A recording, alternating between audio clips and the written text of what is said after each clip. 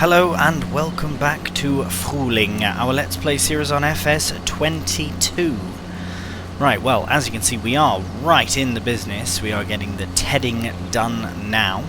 This was the next task for us to do at the end of the last episode, but we had done so much already by the end of that episode, so we had to push this to the next. We do have a fair amount to complete this June. We do have all of the harvesting for this month completed. Canola, I believe, will be July or August, one of the two. With the tedding, the nice thing about this, yes, it's only 15 kilometers an hour, but it is 7 meters. It's quite nice. And really, we don't do this that often. I reckon we'll probably just do it the one time this year. For the little bit of hay that we do need, but we do need some, so we'll do at least one full session between the two meadows, which will also probably incur another time lapse of that, as well as we have the windrowing to complete. However, the windrowing in both the meadows will be a lot, I reckon it'll be a lot more efficient, a lot quicker, a lot more efficient, because we're going to be taking, instead of creating 2 rows of 8.5 meters each, we're going to take about 9.7 meters on one side and 9.7 meters on the other side and create one massive swath with that. It's very exciting to try it in the meadows. I'm very excited. It's going to be a bit awkward the first time because the meadows, they do have a bit of a curve to them and whatnot, so we'll see how that goes. But as always, rambling, so let's kick off the time lapse, and we'll see you when we're all done tedding our grass.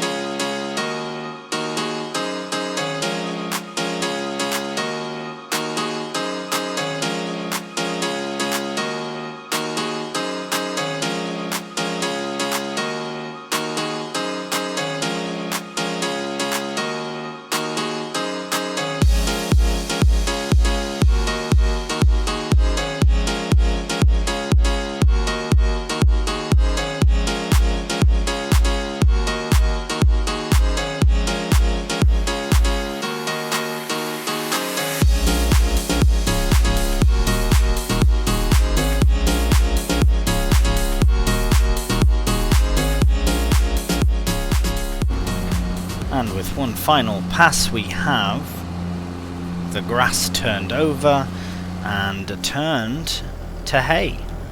Right, so what we'll do next is we will go and, well, we'll go tuck this back where it belongs.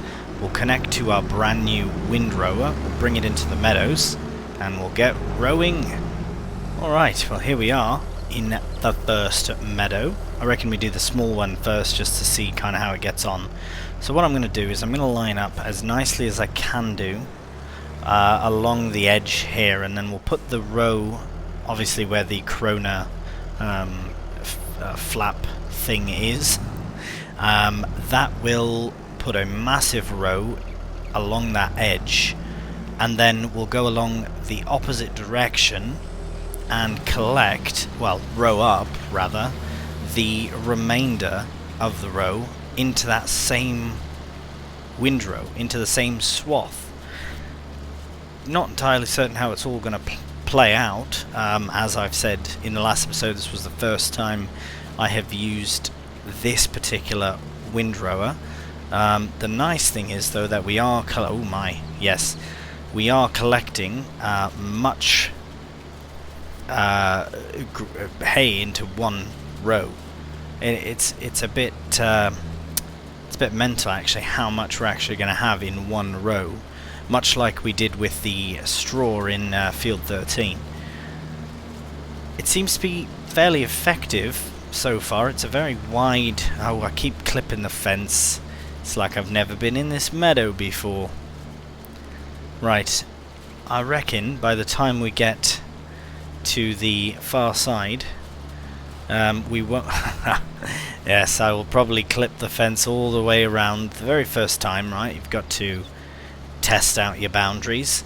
But right, we'll get to the end, and then we'll flip around, and it should really work out quite nicely.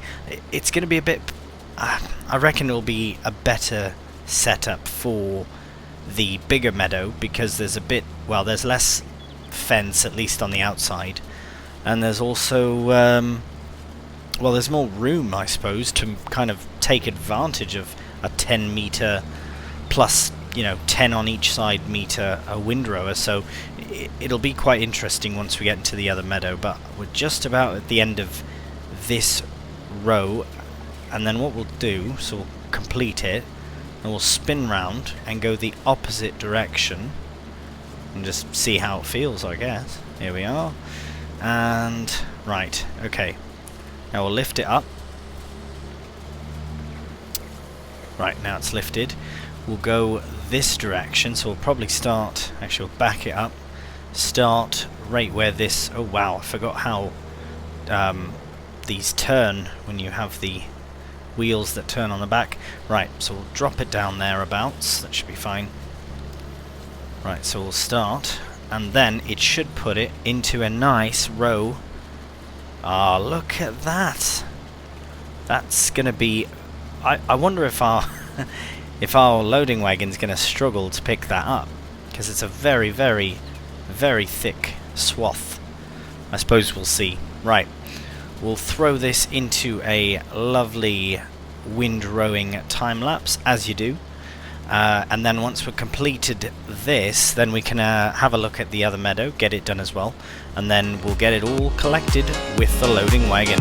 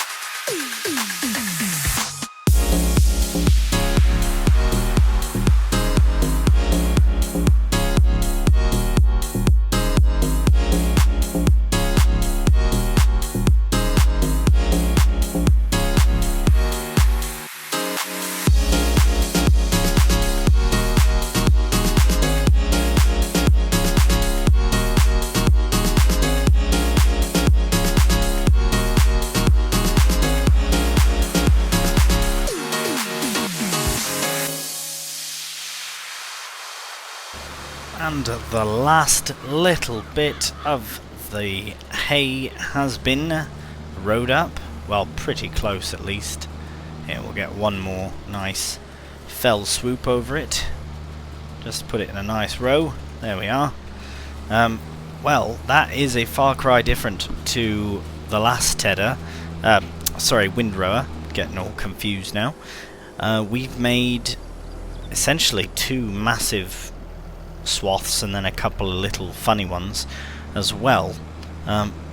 But it seems to be very effective, this this windrower, and I absolutely do not regret the purchase. I mean, we did get about £8,200 back for the other one, the old one, which is fine. It was a very small percentage of the price of the new one, but nonetheless a bit of extra, which is fantastic. Right, so we're just going to very carefully get ourselves put in here. I reckon this is a perfect spot for it, because it is such a massive, massive piece of machinery. We need to tuck it away somewhere, so I'll just put it there for now. We are going to attach to the Pottinger wheel loader, loading wagon. Almost got the words right there. And then we can hop into the meadows, get it all collected, and then inevitably get it dumped into the silo. So we have here the Pottage of Pharaoh, got connected. Let's go into the small meadow here first. I just want to kick it off somewhere. Might as well begin here. I'm uncertain how well this is going to go. Lower it down, fire it up, start collecting hay. Right, the pickup is immense, really. There's going to be missed bits, absolutely, but that's mostly because of the of just how kind of offset. Actually, know what? No, it's not that at all. It's me. It's a user error for not knowing 100% how to work the windrower. So yes, we will get little misbits like that. It's not a problem. I suppose I probably won't put the entirety of the collecting into a time lapse, just because I've done many hay and grass collecting time lapses, and we must move on as well. We do have July to get into, which we should have some harvesting to do as well.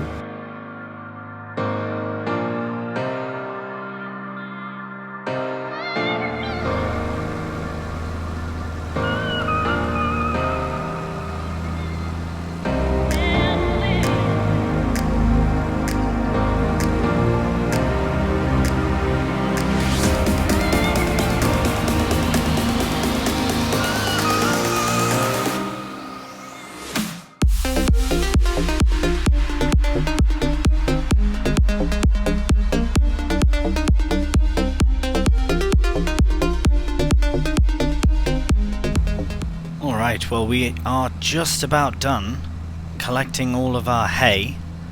I will double check that swath, because it was a massive swath. Oh wow, it really is an amazing pickup on this particular windrow. It's very good.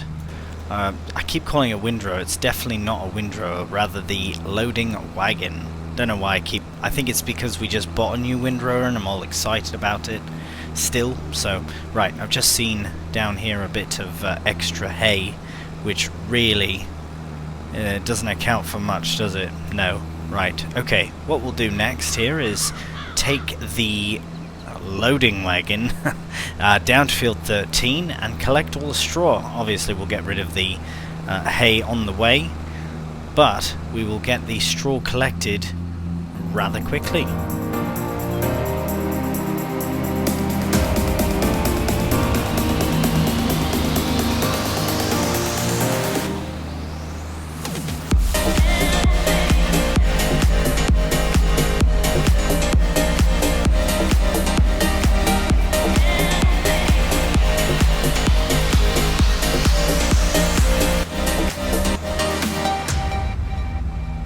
Right, well, we're now just about completed the straw collecting, and it has been a bit of a madhouse, really. I can't believe the width of the collector. It's absolutely incredible. The fact that we were able to get such thick swaths into the loading wagon is really, really impressive. And now this field is essentially all cleared. Right, I'm not going to go and nitpick all these little bits. I will collect this one because it's on our way out. But I was thinking of something as I was collecting, and that is the fact that we have all this straw and we're not producing manure at all. We're not going to be. We're focusing on the slurry side of things, which I do need to double check the slurry capacities. I believe they are full, or at least very, very full, or close to full rather. But we can actually, with our beautiful Hessian, I believe it's the Hessian fermenter, we can turn straw into silage. I've done it before and I completely forgot about that. So here, let's start unloading the straw. We'll look at... Right, we're already here. Straw silo. Look at that. 420,000 litres of hay we have. 269,000 and counting of straw. Only a small percentage of this needs to go into TMR, and it's climbing still. Not only that, but we have our oat field, which I'm more than certain will produce lots of straw for us as well. Canola will not, but that's fine. Right, let's look very quickly back here and see. So, straw, we will turn on the straw silage. We will activate that. We do want to keep an eye, though, on this. We don't want this to go... well, we don't want to use it all for silage. It wouldn't hurt necessarily, but... Oh, looks like butter is out. Oh, it's because we have to... Right, we'll very quickly pop down to here and we'll get that sorted. The reason that... Wait, what? Chocolate? Why does it say that butter is clogged up? Oh, I know why. Yep. It's because it's being automatically delivered to the production. So if we go change this to storing, then they will all appear. Right, we'll change that back to... Actually, yes, we'll change this back to distributing, and we'll get these nicely stacked on top. This is ridiculous. This is so much production stuff. Many production stuff. We've got butter, we've got chocolate here now. With the sugar, we need to check on the sugar as well. See how it's getting on. Right, there we go. So we'll tuck that there. That looks great. So the butter is going to go to the bakery in the future. The chocolate is going to be sold in December, I believe. We'll head down. Oh. Well, there we have it. The sugar beet has completed, so we can deactivate that. All of this sugar is what's remaining, plus the 12,000... we're going to have another 12 pallets appear as well. Is it overloading? No, then we won't bother moving this now, because it will... Well, unless we can just push it back, but I doubt it. No, it won't. It's not enough room for them to respawn. But we've officially run out of sugar beet. So what that means is now all the sugar that's remaining, this 12,300, so that's 12 pallets, plus this, whatever we have here, 2, 4, 6, 8, 10, 12, 14, many, but there's at least 20 pallets here alone, 20,000 litres of sugar, plus what we have that hasn't even been touched here. So even though... Oh, look at this. So much cake. Oh, this is incredible. This is incredible. So just because we are out of sugar beets does not mean that it's the end of the series by any means. We still have loads of sugar that we have to deal with and eventually turn into cake. Right. So, what we'll do next, we'll make sure that all the productions are fine. Strawberries, good. Yeah, strawberries going to be fine. Any excess we'll just sell. Really, simple as that. This will fill up soon, so we'll get that to storing, and then we can always bring it down to the place ourselves. Well, to this place, actually. Right, so we'll go back to the farm. We will get... So we do need to get the harvester sorted as well. We'll get that sorted eventually. No rush for that. But we will get the loading wagon tucked away, and then we can actually move on to our next task, which should be in July, but we will check on the animals as well. Alright, well, we've tucked away the loading wagon over there. We have fed the cows over here, the cows over there. The chickens are fine. The horses are out of oat. However, we will be harvesting that first thing in July, and they have got loads of hay as well. So we will sleep, and we will sleep till 9, and have a nice kip. as you do. Perfect. All the fees. Perfect. Beautiful day. A little cloudy actually, but we do have the blue skies here, and if I'm not mistaken we should have some crops ready to harvest. Brilliant, look at that. So our meadows are already regrowing, that's fine. We do have field 15 with oats and 7 with canola, but as the harvester is much closer to the oats, that's where we'll head to. And before we do that, I do want to have a look at the sales, as I always do. Blimey, that is massive. Right, we'll take our Deutz down to field 15 and we'll get straight into it with the oat harvest. Look at our beautiful oat field. I am so excited to get this going. The last time we had an oat harvest, it was absolutely brilliant. The last thing we had in this field was sugar beets, but this is a very different crop indeed. Should be getting our swath. There we go. I think I will go straight along, get a nice straight row here instead of curving to the side there. The plan is to get this harvested as quickly as possible, of course. It's yielding all right. Definitely a lot slower than the barley and definitely slower than the sugar beets. My line is not as straight as I'd like it to be, but that's no matter. I suppose what we'll do is similar to the barley harvest. You've seen me do the oat harvest in the past, and now you get to see it once again. So we'll get the time lapse kicked off, and once we have a full hopper we'll bring the tractor down, we'll get it all loaded up.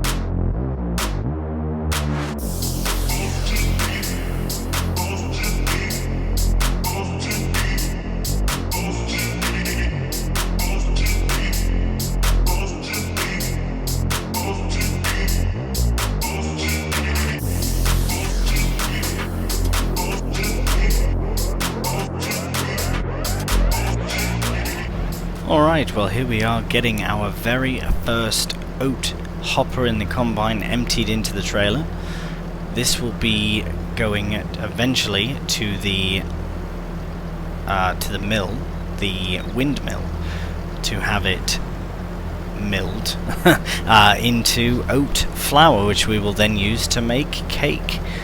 So I wonder if it would be a bit different then, wouldn't it? Because we've been using wheat flour, I believe barley flour at some point as well. Now we're going to use oat flour. I wonder if the different flours make the cake a bit different. I reckon it would. I suppose that is something we'll have to ask our patrons of cake once we really start selling it. We do have a nice chunk of cake sitting at the bakery waiting to be sold. Of course it's being frozen, but we do big batch selling, I suppose. That's what we'll do in December at least. Right, enough of me rambling a bit. Back to the time lapse.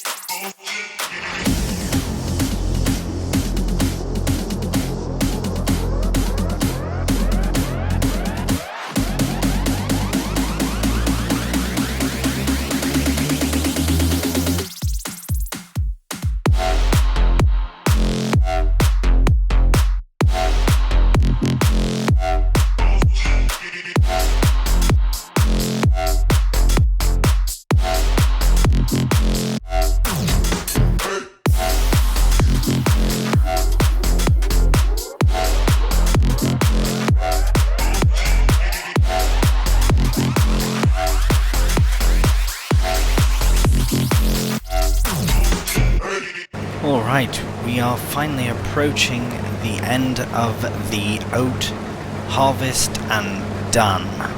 Look at that. Brilliant. Can't believe that not that long ago this was full of sugar beets. Amazing. And now those same sugar beets have all been processed into sugar. It's really quite brilliant. The effects of farming, how small of a thing it starts, and then what comes out. It's brilliant, absolutely amazing. Right, I am rambling already. We'll leave the harvester here for now. There are only a couple of things we have to do with the oat. So the first of which, we do have to feed the horses. We will give them their base food.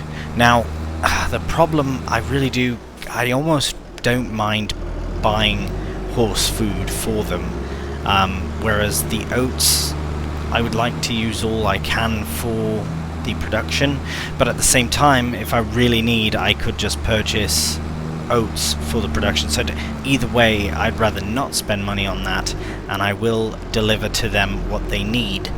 Right, let's have a look here, shall we? Now, oh my, there are 4 white horses, which, as we know, one of which is new, because there are 7 horses. So let's have a very quick look. Very nice that these 2 fields are now completed and harvested. We have Edward. I love that. Hello, Edward. So Edward is the newest horse on the farm, along with Will, Harrison, Eco, Unity, Light, and Ruby. So Eco has given birth to Edward.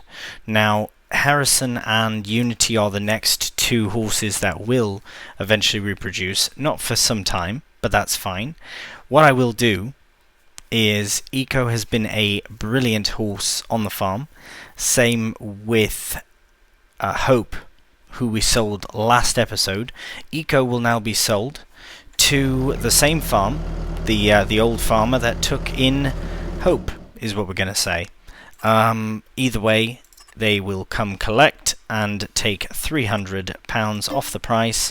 So I'll sell Eco for £4,700. Now we can deliver the oat. Please don't take much. Please don't take much. Please don't take much. Oh, that's too much. How much have you taken? Right, that's plenty. I am going to take the other 15,000 litres, bring it over to my lovely windmill production that we have here.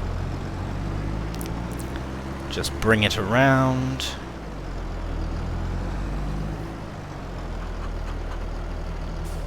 Right, so the number 4 oat, in this case at least, and...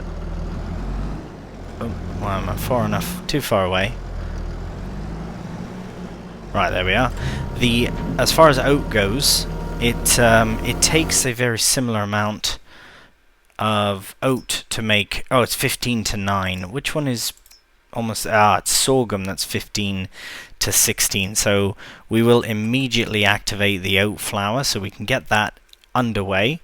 It is automatically distributing over to the bakery, which is brilliant. That's what we want. Actually, you know what I'm going to do? I'm going to change this output to storing.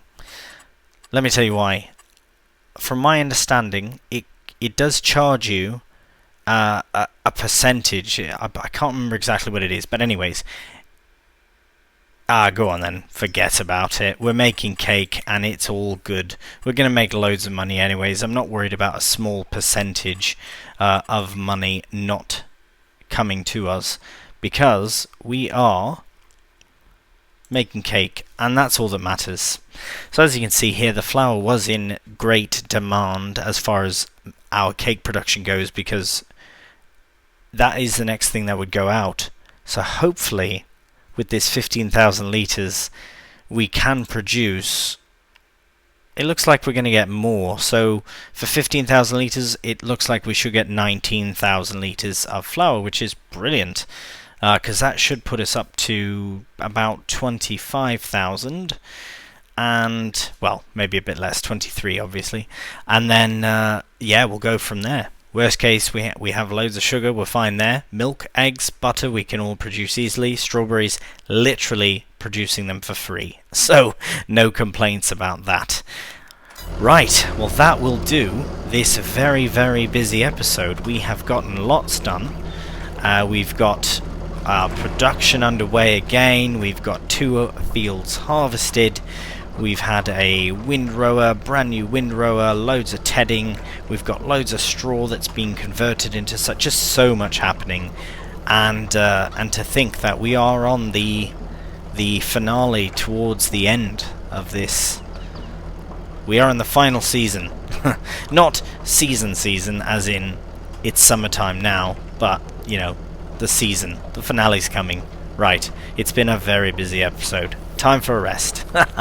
Right, so, thank you so much for watching as always, and until next time, take care, and bye for now.